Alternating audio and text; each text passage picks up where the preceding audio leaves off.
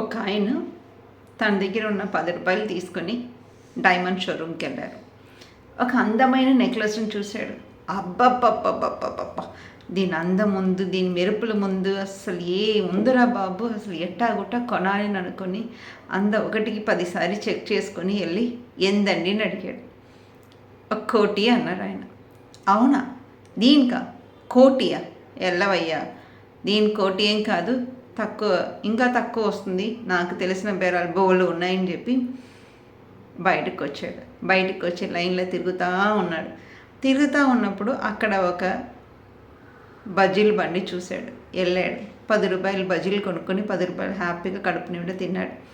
2 బజ్జీలు తినేసి హాహా, డైమండ్ తింటే ఏమొస్తుంది, తినగలుగుతాము, అయినా అన్ని కోట్ల రూపాయలు కొట్టి కడుపు నిండుతుందా ఏంటి, అనవసరం, దాని ఖరీదు అన్నానికి అనవసరం, హ్యాపీగా కమ్మగా వచ్చి 10 రూపాయలు రోడ్డు మీద ఈ బజ్జీలు తింటే ఉన్న ఆనందం ఆ డైమండ్ నెక్లెస్ ముందు ఏం పనికి వస్తుంది, అసలు బజ్జీ అని తను సరి చేసుకుని వెళ్ళాడు. ఈడు 10 రూపాయలు కొనలేనంత మాత్రం డైమండ్ నెక్లెస్ కూడా వాల్యూ తక్కదు. ఈయనకి 2 మిరపకాయల బజ్జీలు తినేంత మాత్రం కడుపు నిండదు.